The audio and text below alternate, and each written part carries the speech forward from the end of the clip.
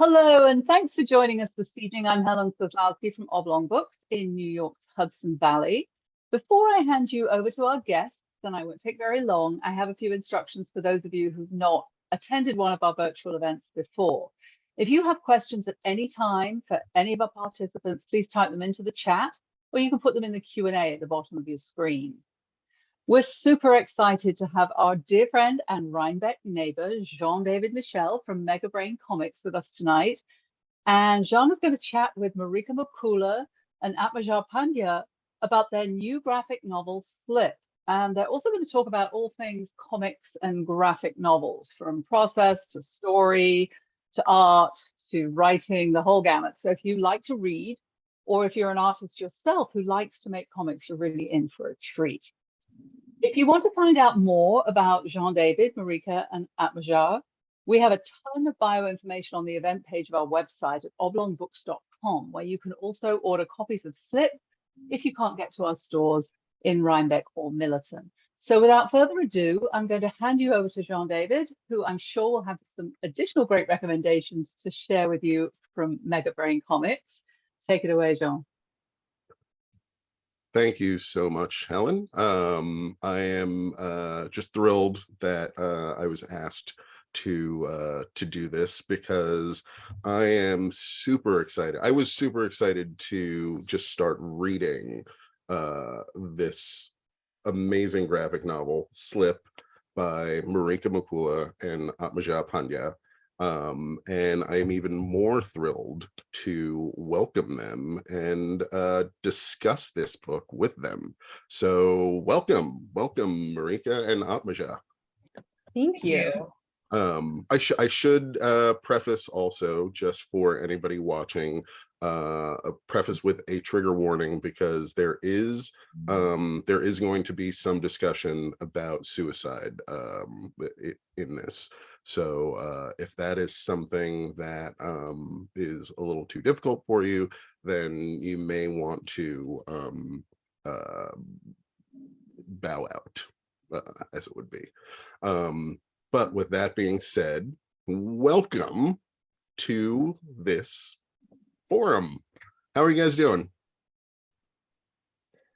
Pretty good. It's the first day of fall. It's really nice weather here. Cool. So one of the things that I mean it's obvious, I love comics, and one of the things that I love about comic books is that it's not a solitary art. To get the story out, it's a very collaborative process between writer Marika and artist Aatmaja. So I was wondering if you could kind of talk to us about a bit of your process. Marika, you wrote the script. What does a script read like when you kind of hand that off to Aatmaja? So I write a very tight script. I figure out every single page turn, every single panel. I write a lot of very intense descriptions. The way I sort of see a book in my head and know that I'm writing a graphic novel or something in a comics format versus a novel or something in prose is that it looks like a movie in my head, and I'm sort of pausing and zooming in on frames and then describing them. And so I write a very, very tight script. I went through like one round of edits with my editor, and then it was passed off to Aatmaja. And I basically, so we were friends, and we're friends before this book came up, and we happened to share an agent. And so when Elise Howard, my editor, asked me who I wanted to illustrate, I gave her a couple of names. Aatmaja was on both of our lists. Oh, cool. But one of the things that I told Aatmaja when the book was handed over was that I trusted her as an illustrator, and I wanted her, like, I had put my mark on the book. I had put everything I wanted to in all of the just descriptions, and it was now her turn, and I didn't want to step on her toes. I didn't want to like push anything. And so it was now her turn to take it and run with it and make it her own. And I wasn't going to ask her any questions about it or say anything unless she decided to reach out and ask me questions about something I'd written. That is awesome. I love that. That is kind of one of the things that I love about making comics is I know when I've been in the process, like handing off a script to an artist and them kind of coming back and saying, hey, this scene that you have laid out with all these words could really be done better with just these two pictures. and I think that's part of the beauty of this storytelling process. So with that being said, Aatmaja, what are some of like the kind of the memorable notes or things that you had for Marika after reading the script and after you started working on it? Well, I mean, like Marika mentioned, we actually we didn't trade notes during that process at all.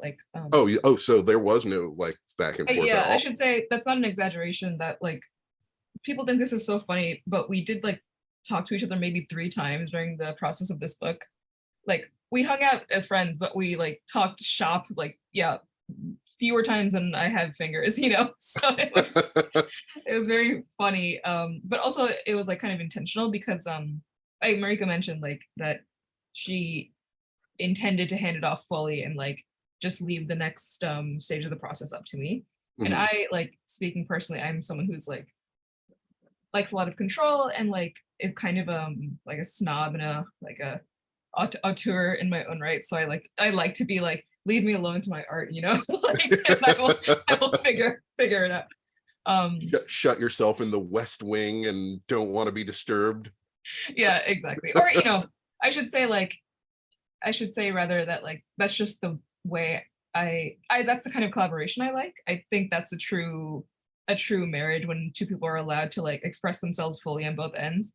There are a lot of collaborative projects that kind of end up being one person more dominant and basically leading the other person in the direction they want, Yeah.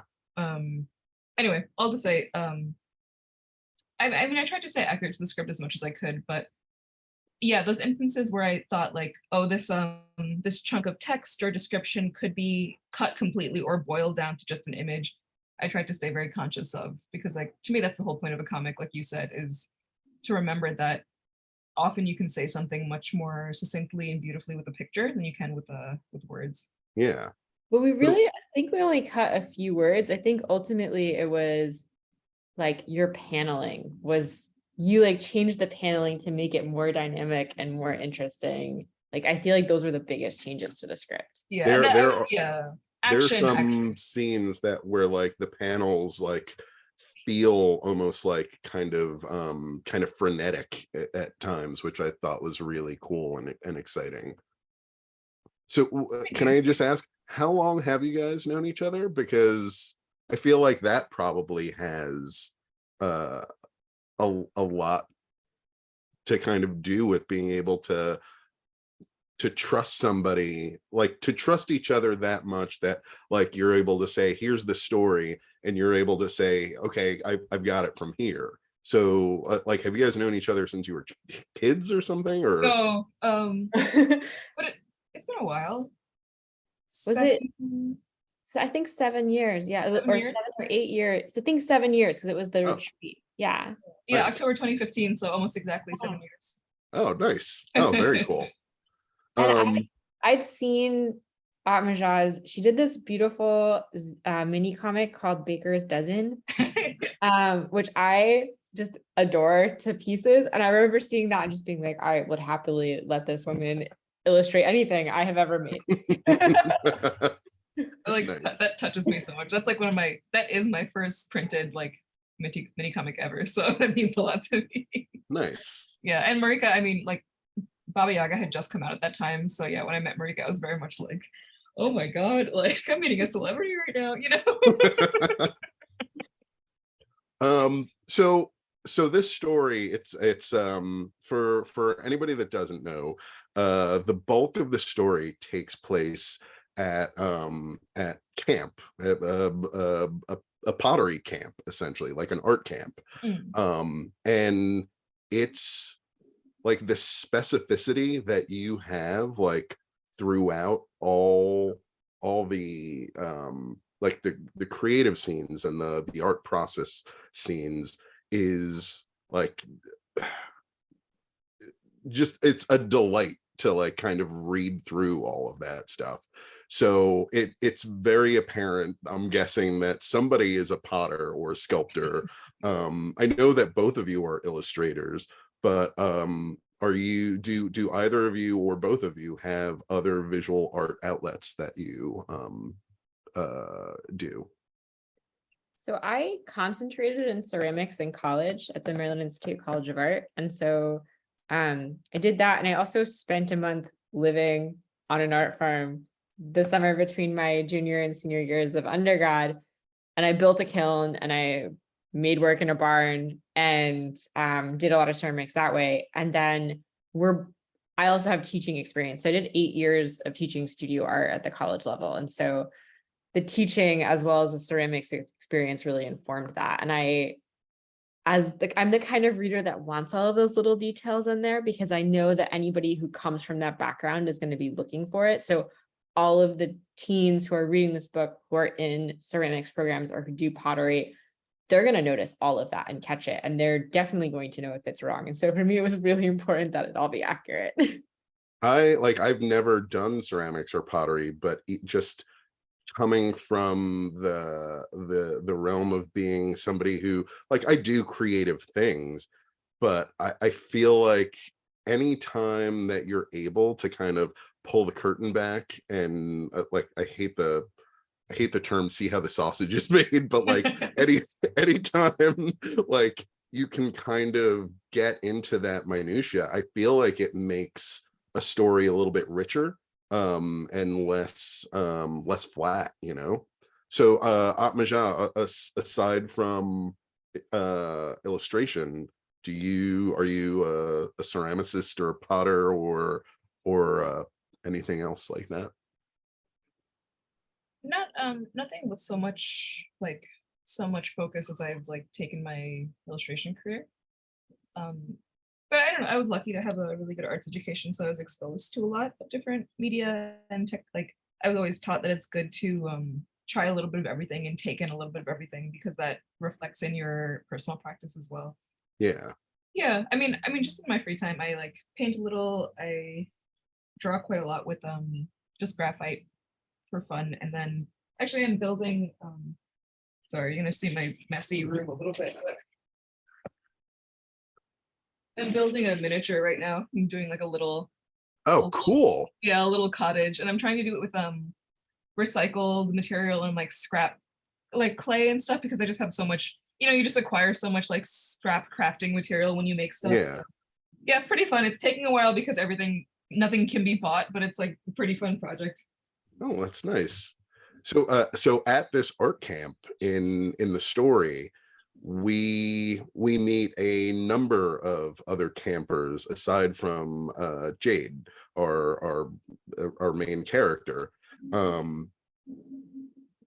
We kind of get little slivers of everybody's like kind of story and like who they are and what they're about. But one of the things that I always like doing when writing a story is like the world building, and a lot of times the world building that you do doesn't actually end up in the story itself. So I'm just wondering, do the two of you have backstories for all of those other kind of side characters and ancillary characters that didn't make it into the story? I have like a character table where I entered in like what everyone looked like, what their focus was, what sort of drove them to go to school. But it was fun because when we started our book tour, we actually had a night where we like sat on the couch and we were like, ooh, so who actually gets the scholarship? And so I never even thought about that. neither had I. Yeah. And we kind of came to a conclusion, but it's also the kind of thing, it's like you'll never know. Yeah, we're never gonna say. It's the suitcase in Pulp Fiction. Yeah. So for those that haven't read yet, and I guess we should have done a spoiler warning, because if you haven't read this yet, we're talking about it. Part of the story is everybody at camp is kind of vying for this scholarship, and it's a huge focus and a huge part of Jade's anxiety kind of throughout. and it's crazy to me that until you just said that, it never even dawned on me. We never find out who gets the scholarship. Nope. Oh my God. Yeah. Okay. All right, it's gonna haunt me now. just so you know. Well, the good thing about an open-ended like conclusion is that you can draw whatever conclusion you think would make you most satisfied. Okay. So out of all the other campers, is there somebody's backstory that you are just totally in love with, that you kind of wish, like I feel like there's always a character that you're like, oh, this person could have their own story. So is there somebody that's like kind of got like a little bit of a rich pastiche that we're not privy to? Do you want to talk about your favorite character? Yeah. So we came up with some facts about the others, but like the one that I like kind of fixated on, that I just like got a little obsessed with, it was Kim, the like rival character. Yeah.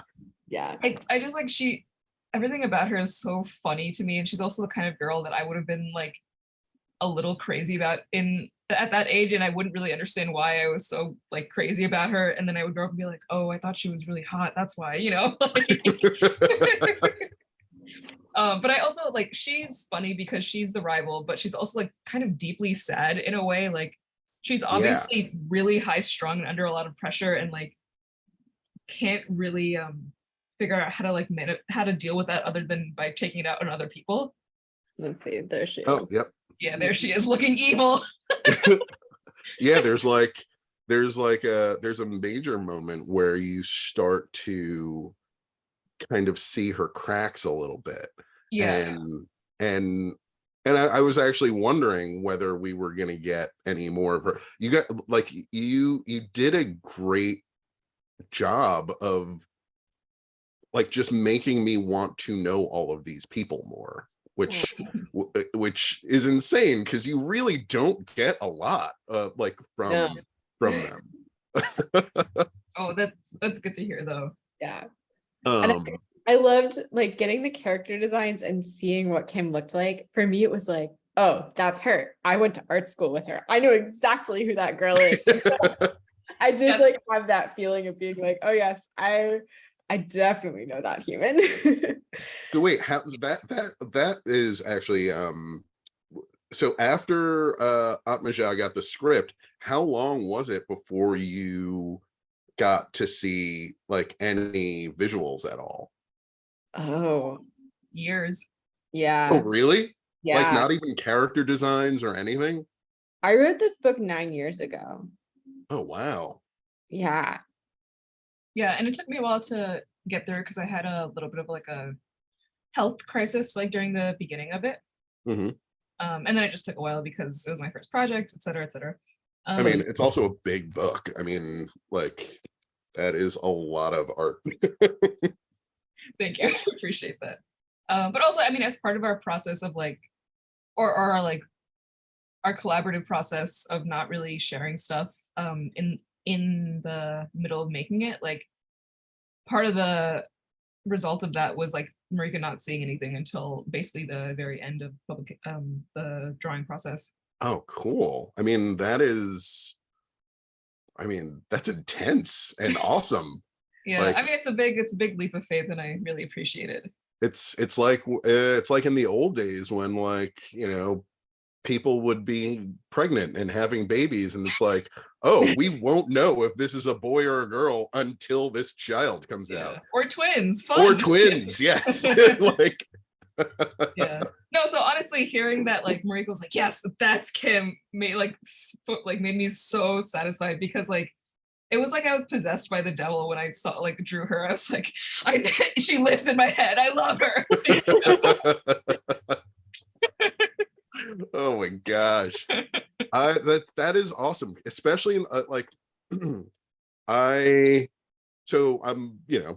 read a lot of like superhero comics and stuff like that, and kind of being inundated with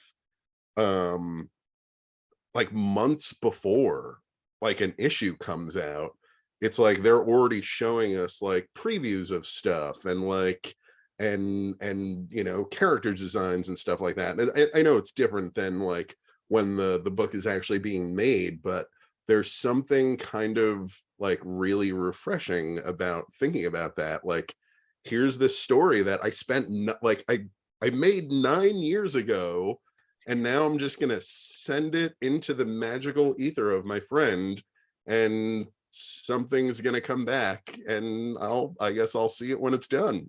Like, that's intense and awesome. It's intense, but it's also like, it was a hard story to live with. Like, I mean, it's a lot to have living in your head. And so it also felt like, okay, I have put what I can into this book, and I'm ready to give it to somebody else to like put their mark on this thing that I've created and make it their own as well.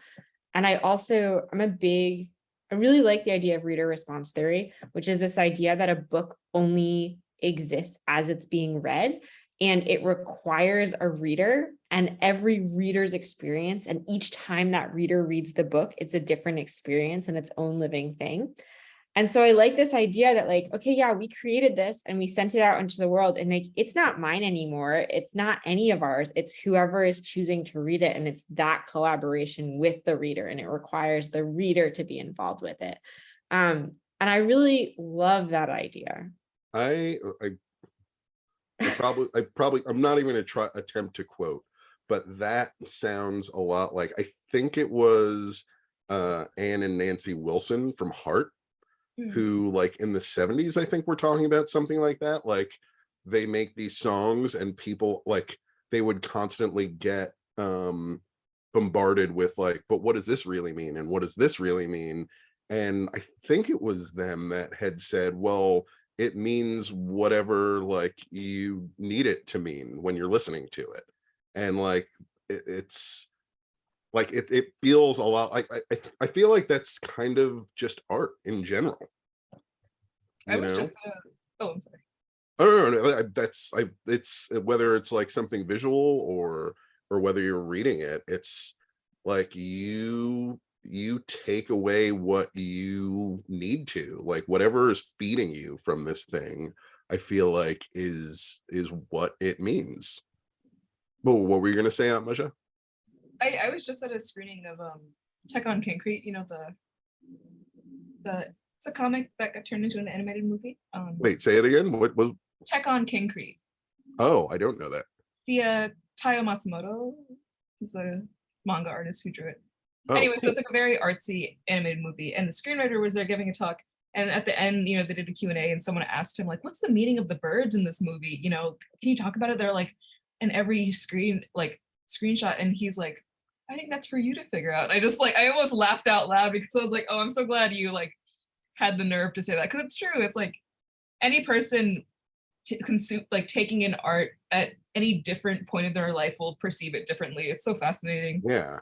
And also like Marika was saying, each time you read it, like every time you read something or like kind of consume something, you're always a different person, whether you read it last week or if you read it, you know, like 10 years from now. Like, you're just, all of your experiences have like made you a different person, so you're going to get something different out of it, whether you realize it or not.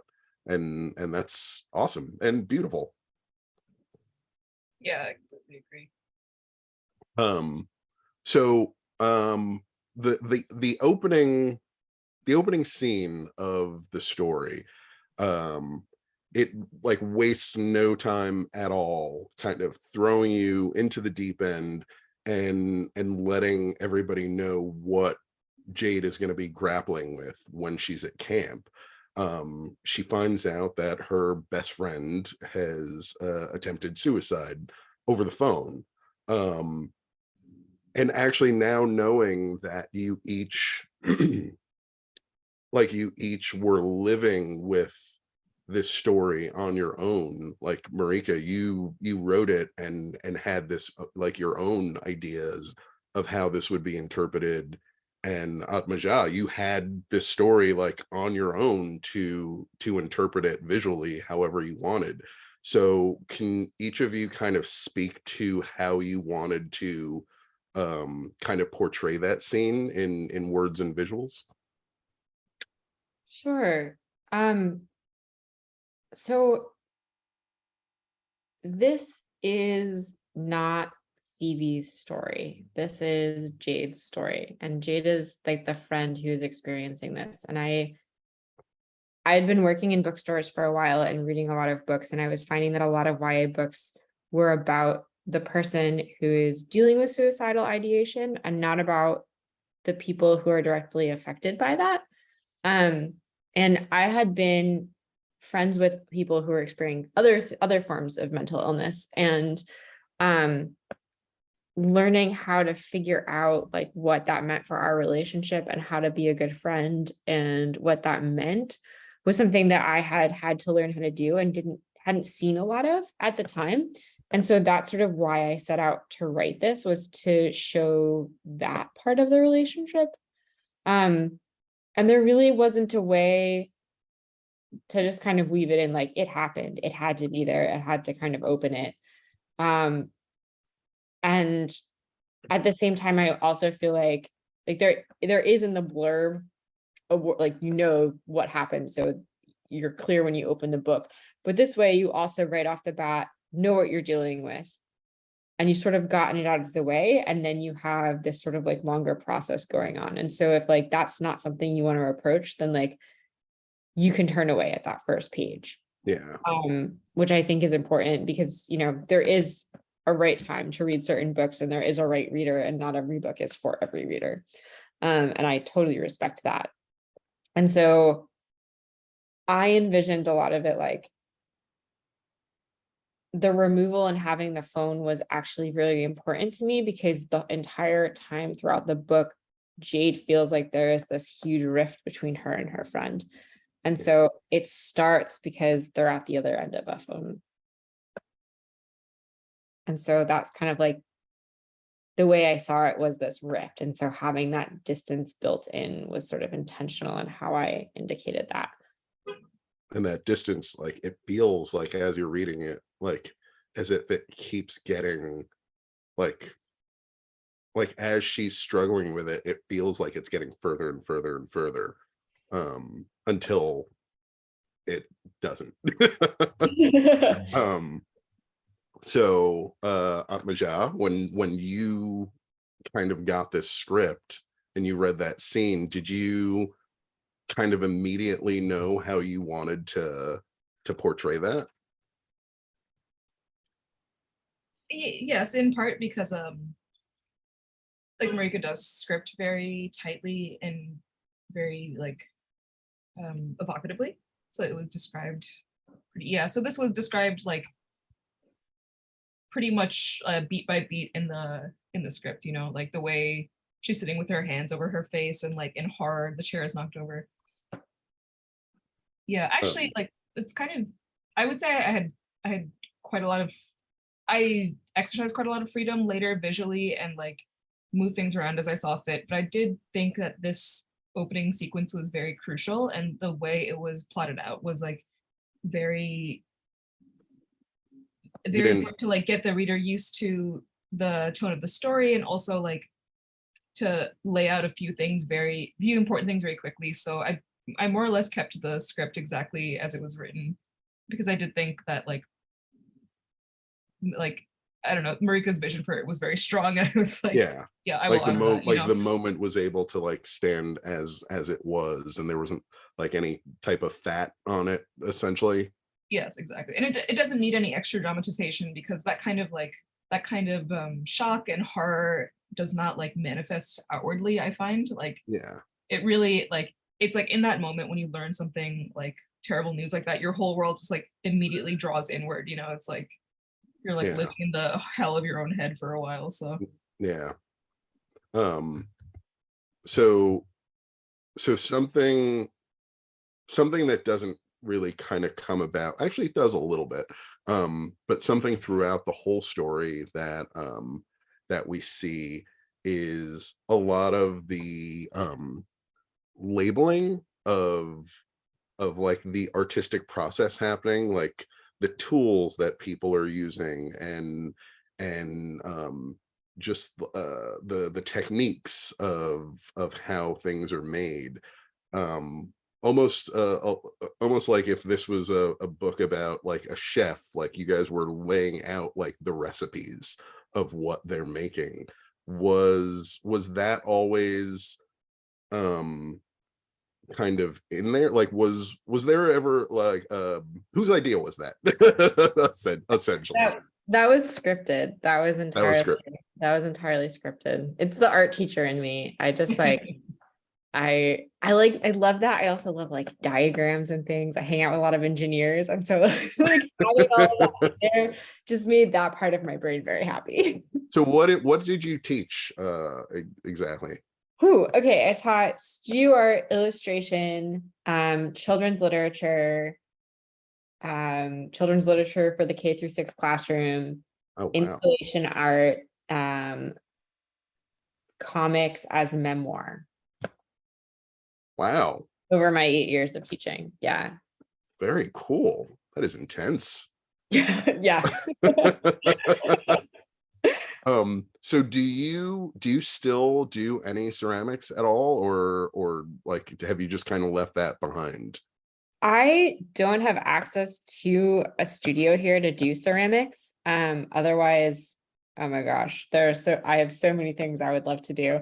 And I don't have a job where I could like take off a month to do a residency, but if anybody ever wants to give me like a weekend residency and access, like I have all sorts of fun things to do. I do some like smaller sculpting. I do some 3D illustration where I'm still using clay, but I haven't done any large scale ceramic work in a while, which you can see the large scale stuff on my website. Most recently I've been doing a lot of gouache work. Cool. Yeah. So do you when you're kind of scripting out your stories, do you end up doing any of your own kind of character designs and things, or do you like to just keep that into your head and let whoever is going to illustrate it kind of take that? So sometimes I will thumbnail a page out very loosely to make sure that it all fits on a page, because I'm very conscious of not trying to stuff too much information onto a page, because I know that that's like one of the biggest problems that a lot of people run into when they're writing.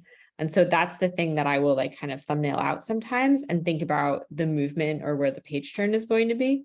Yeah. Otherwise, if I'm not going to illustrate it, I don't draw it.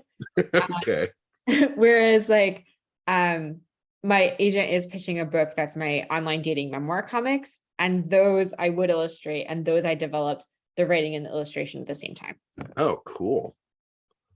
So, actually, you know, we'll talk about that a little bit later. So, something that I was really wondering, kind of actually throughout reading this story, was the reasoning behind Jade and Phoebe not ever having a scene in the present day together. Was there ever a version of this where we got a scene with the two of them reuniting after she gets home from camp or anything like that? No. I've always both been frustrated and happy when books have an open ending, so that you can sort of, I hate when an author is like, well, and this person gets with this person and everything is tied up in a perfect little bow. And it's like, these are young adults, like their lives are either in the middle of like their tumultuous lives, like things are happening. And I don't want to say like what's going to happen next. Like I want to leave that there so that the reader can help make that happen. Because I think that's exciting to not know and to have that sense of possibility and say, you know, like maybe you approach this book and what you need to think is that they do get back together and things are really wonderful. And maybe that doesn't happen because that's not your lived experience. And that's what you need from this book, in which case that is what happens. So again, it's kind of being left up to the reader. I wanted that piece of hope, like that piece of hope to hold on to was really important to me, because I think that you need to have that to move forward. But I don't want to dictate what it is. Yeah. Yeah. Well, I like that actually. I when I got to the end and we didn't get that, I loved it. And I loved, you know, the French cinema aspect of it almost, you know. And it's like So- Marika mentioned, where this isn't about Phoebe. It's Jade's story. So Jade has found peace and closure in her own way. So Yeah. it's not as if it doesn't matter what happens, but the arc that she began is now complete. So whatever happens, and she can handle it, you know. Yeah. I love that. It's beautiful. Aatmaja, did you have something, like when you first read the script, did you think of what you thought was going to happen afterward? I mean, I can project something onto this that I think is relative to my lived experience, you know, which is that I don't think it will ever be the same for them. I think they will make some peace, but they will never be best friends again. But again, that's my projection based on what my life has been like.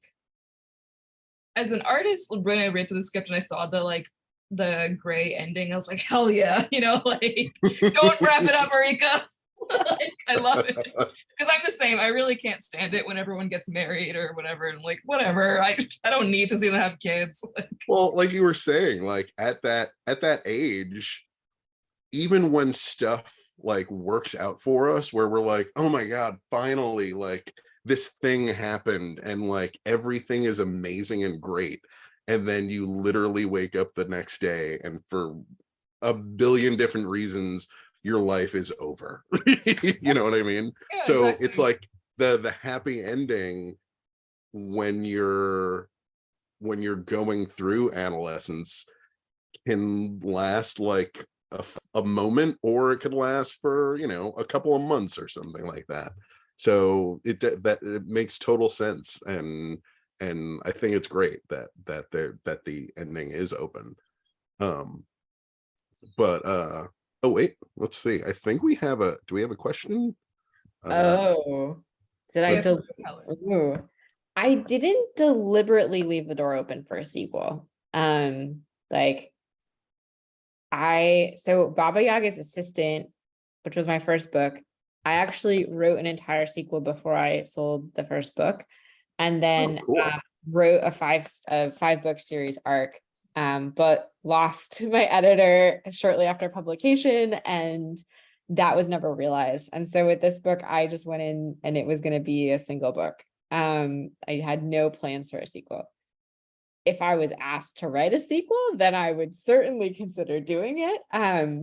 But it's not something that I felt I had to do immediately or was like sitting right there. Nice. Actually, it might be kind of fun to, like you were talking about, John, like explore the stories of the other characters at the camp. And Yeah. And you want to draw Kim's story? I know I can't do a whole book about Kim. It'll destroy me psychologically. I really want to know what happens to Asher. Like, I would do Asher. I have a lot of love for Asher. I feel like there's so much going on in his head that I would love to explore. And he's so normal relative to everyone else that you know that he has some crazy shit going on that he's just like learned how to deal with, you know? That's so when I was reading him, I was like, oh, he reminds me of like somebody that I went to school with. And he was always the guy who, like, you're just kind of hanging out, and he was all like, he was just cool and chill. And then randomly, like, and not regularly, but randomly, then he says something that you're just like, what? Yeah. And he's like, yeah, I was just, you know, out in, you know, the jungle, like running guns with my uncle. And it's like, what? Yeah, no big deal. But anyway, so back to, you know, the movie, and he, like, there's something about that.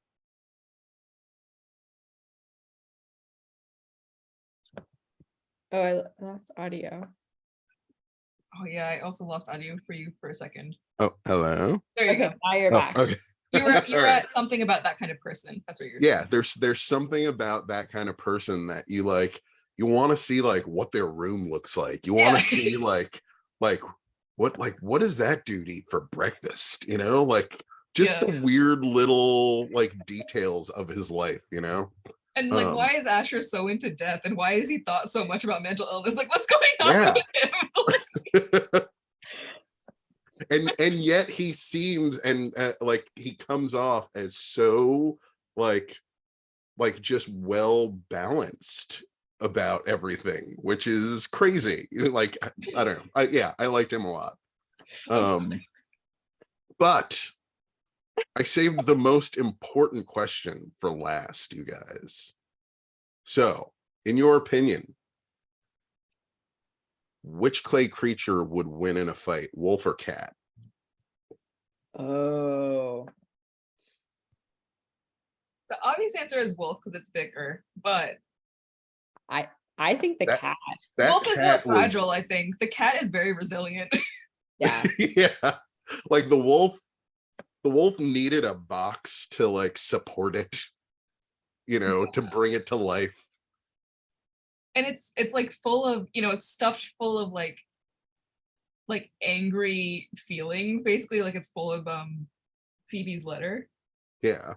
But the cat was like made in a fit of rage that is like so powerful, And just like the look on its face, like as you're reading and like it would like turn and just like look and you're like, God. The designs of the clay creatures, when I first saw those, I was just absolutely in love. I was like, that is exactly what they look like. Of course. Yay. Yeah. Oh my gosh. Yeah, So wait, Marika- actually, I'm just remembering, Aatmaja, you say you have a cat in your house. So what was your cat like kind of used as a model for that? Yeah, creature? actually, I moved here like kind of in the middle of drawing. And he's not actually my cat, he's my roommate's, but it's so funny to me like how the cat drawings inevitably like suddenly became more like affectionate and like accurate once I started living with a real cat. I actually have to go back, and some of my copy edits that I did for myself were like, I have to redraw the cat. It looks like awful here, and now I know what a real cat's leg looks like. So Marika, as you said, Baba Yaga's assistant, that was your first graphic novel? That was my first graphic novel. Now and Aatmaja, this is your kick-ass debut Thank graphic you. novel. Now, are the two of you working on anything, you know, that we may want that we can actually hear about? I know a lot of times people want to kind of hold off on talking about projects, but are there any upcoming projects that the two of you would like to talk to us about? Marika, do you want to talk about the dating memoir or? Sure. I mean, so I worked on this a little while ago, and my agent's been pitching it, but it's my online dating memoir comics from a period in time where I was aggressively dating in the Cambridge and Somerville area. The way my rationale for it was, well, it might be a bad date, but it would be a really good comic. So I would go on these dates with the assumption that, well, if it's not a good date, I can still draw about it. And so I created a sketchbook of them that I then turned into a memoir, and I had a really fun time with it. Nice. And then right now, I'm not actively working on any writing projects. I have a lot of stuff simmering in my brain, and I'm kind of taking a break from that. I also write as a copywriter for my day job, and so I've been doing more visual art on the side. So more recently have been doing a lot of gouache paintings of climbing, because I got really into climbing this year. Oh, cool. Wow. So my next book, oh, this one's upside down, will probably involve the outdoors in some way and art, but I don't know what that looks like yet. Okay. And I'm sort of giving myself the space to figure it out. Nice. And do you have Like, are you just kind of letting everything happen as it happens, or is there like is there a projected date for you to finish the online dating book or anything like that? Well, so the online dating book is fully scripted with sample pages, and that's circulating with editors. So that's Okay. available to be purchased. And then I have a couple other things that I've written that need revising, but after COVID hit, they're just not things I want to revisit right now. And I'm kind of like giving myself the space to let other things go through my brain and to focus on other aspects of my art. Okay, before I ask Aatmaja about her upcoming projects, was it OkCupid or Match.com? Oh, okay. So at the time that I was doing this dating, I was actually over the course of the book on 4 different apps. And so every month opens with the stats. So you get the stats on the apps, but you also get Harvard versus MIT, because I was dating out of a lot of labs. Wow. Over the course of the book, I gathered every single hard science. It was totally like there were enough statistics that we could draw conclusions about like how are people who are getting their PhD in mathematics, like what are they like on dates? Well, what's Oh my god, That is insane. so I don't think I knew about the statistic aspect of that book. That's hilarious. I can't wait. I cannot wait. My online dating foray was not very long. It was like maybe a year, probably less than a year. But oh my god, it's freaking crazy. Like, it is like it's insane, and it's just gotten bigger since then. Like it's how people date now. Mhm. Well, I can't wait for that. Yeah, I really want that book to get made. I just like Aatmaja, what are you working on right now? I mean, you're literally working on something right now while you're talking to us. oh, I mean, I'm just, fidgety hands Yeah. scratching on paper, but yeah, exactly. I just finished, I mean, I've just done this like big project, so I have been doing like a few short comics for, short box, the like Yeah, wait, I just heard about that. What is that? run by Zainab Akhtar. It's like a independent kind of a publisher. Recently they've closed down like or gotten a little smaller, and what they're doing now is like producing a digital comics fair. So that'll be in October. Okay, And last year and this year, I've made new comics for that, like short comics. nice. Yeah, so that's been fun. Those are like just like totally like manic with no care for marketability, which has been very refreshing for me. Nice. And then I have a book coming out with Random Mouse Graphic in the next couple of years. I don't know when, but that's what I'm working on right now. So Nice. Now, scripting do you have any anything banging around in your head that you yourself, like any stories that you want to write and put your art towards? well, the Random House book I'll be writing and illustrating. So I'm Oh, stoked cool. about that, yeah. Oh, awesome. Yeah. Oh, that Yeah, is exciting. Thank So you. you both have projects that I cannot wait for, that I'm going to have to wait for. Yeah, I'm sorry. That's the tragedy of comics. Taking a Wah, long wah, time.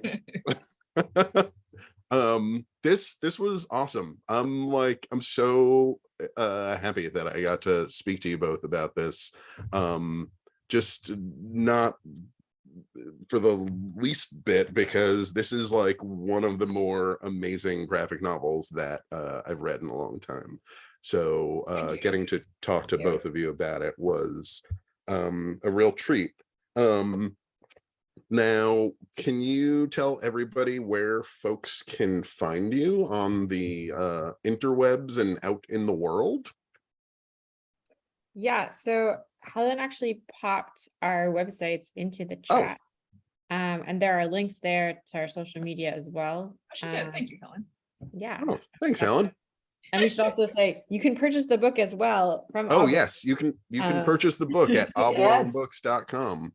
I was going to do my closing pitch there for you, and also to tell everybody who's watching here tonight and on YouTube after the event, if you're in Rhinebeck and you love comics, then you have to stop by Jean's amazing store, which is Megabrain Comics. It's phenomenal, and you'll love it.